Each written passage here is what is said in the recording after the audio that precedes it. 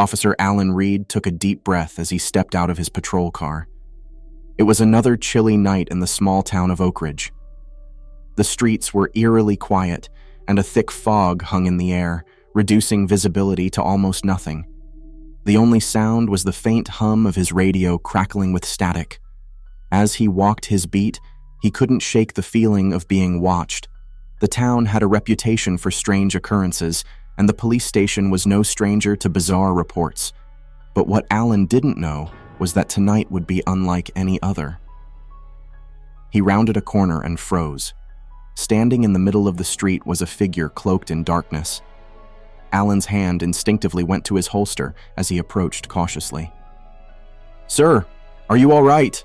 he called out, his voice echoing through the silent streets. The figure didn't respond, only swaying slightly in the mist. Alan's heart pounded in his chest as he drew closer. Suddenly, the figure turned, revealing a face shrouded in shadow. Alan stumbled back in horror as he recognized the face of a missing person, someone who had been reported dead just days before. His mind raced as he tried to make sense of what he was seeing. Before he could react, the figure vanished into thin air, leaving Alan alone in the darkness. Shaken but determined to investigate, Alan radioed for backup and continued his patrol. But with each step, the feeling of dread only grew stronger. As he rounded another corner, Alan came face to face with another apparition, this time a young girl with hollow eyes and a haunting gaze. She reached out to him, her voice barely a whisper. "Help me," she pleaded, sending chills down Alan's spine. He tried to reach for her, but she too disappeared before his eyes. Alan's mind reeled with fear and confusion. What was happening in Oak Ridge? As the night wore on, Alan encountered more and more ghostly figures, each one more terrifying than the last. Some were victims of unsolved crimes, while others seemed to be trapped, souls doomed to wander the streets forever. Desperate for answers, Alan returned to the police station and began digging through old case files. What he uncovered sent shivers down his spine.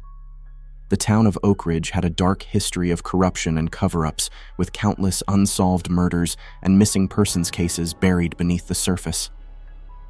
But there was one name that kept popping up again and again: Sheriff Jonathan Blackwood, a former police chief who had mysteriously disappeared years ago. Rumors swirled about his involvement in the occult and black magic, but nothing had ever been proven. Determined to uncover the truth, Alan delved deeper into the case, following a trail of clues that led him to an abandoned warehouse on the outskirts of town. Inside, he discovered a hidden chamber filled with occult symbols and ritualistic artifacts. Before he could process what he was seeing, Alan was ambushed by a shadowy figure revealed to be none other than Sheriff Blackwood himself. The sheriff's eyes glowed with an otherworldly light as he spoke in a voice that sent shivers down Alan's spine. "You shouldn't have come here, Officer Reed," he said, his voice dripping with malice. "You've stumbled upon something far beyond your comprehension." Alan tried to reach for his gun, but it was too late. Blackwood unleashed a wave of dark energy that sent Alan crashing to the ground, his vision swimming as he fought to stay conscious. As darkness closed in around him, Alan realized the true horror of Oak Ridge. The town was a breeding ground for evil, and Sheriff Blackwood was its puppet master, pulling the strings from the shadows.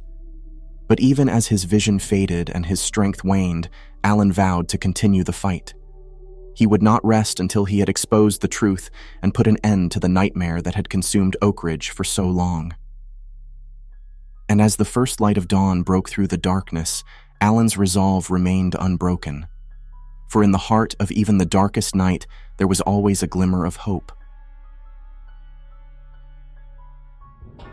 The night was draped in an eerie silence as Officer Jake patrolled the desolate streets of the small town. A thick fog crawled along the ground, obscuring his vision and casting sinister shadows upon the empty buildings. Jake's unease grew with each passing moment, his senses heightened by the unsettling stillness that enveloped him. As he rounded a corner, his headlights illuminated an abandoned warehouse looming ominously in the distance. A shiver ran down his spine as he recalled the rumors circulating among the locals. a place haunted by the ghosts of its dark past. Despite his growing apprehension, duty compelled Jakey to investigate further. Parking his cruiser outside the warehouse, Jakey stepped out into the chilling night air, his breath forming a mist before him. Gripping his flashlight tightly, he cautiously approached the building, the sound of his footsteps echoing eerily in the silence. As he entered the warehouse, a wave of musty air assaulted his senses, and he instinctively reached for his sidearm. The beam of his flashlight danced across rusted machinery and broken crates, casting long, twisted shadows that seemed to shift and contort in the darkness. Suddenly, a faint whisper echoed through the cavernous space, sending a chill down Jake's spine. He froze in place, his heart pounding in his chest as the whisper grew louder, morphing into a sinister chorus of voices that seemed to emanate from the very walls themselves. With trembling hands, Jake continued to explore the warehouse, his nerves fraying with each passing moment. Strange symbols adorned the walls, painted in what appeared to be dried blood, and the air grew thick with an oppressive sense of dread.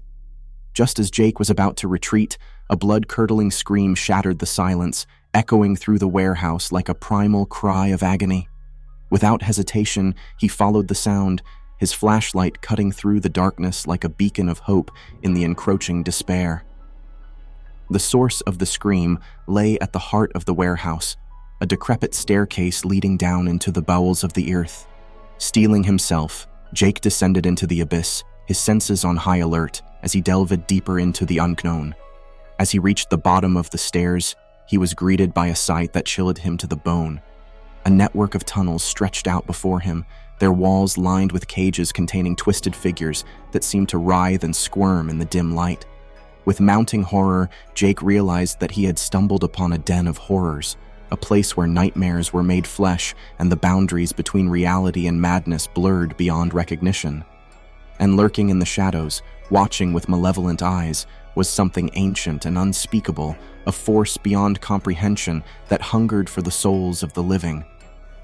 With a newfound sense of urgency, Jake raced through the tunnels, his heart pounding in his chest as he searched for any sign of life.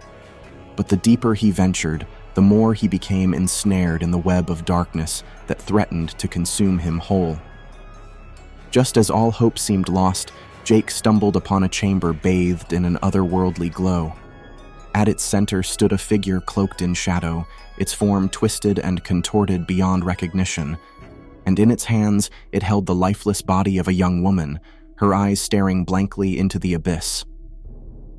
With a primal roar, Jake lunged forward, his instincts taking over as he grappled with the creature in a desperate struggle for survival. But try as he might, he was no match for the ancient evil that had taken root in the heart of the warehouse.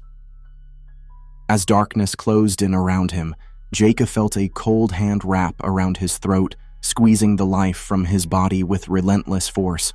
And as his vision faded to black, he knew that he would never escape the horrors that lurked in the shadows, forever condemned to wander the halls of the haunted warehouse, a prisoner of the night.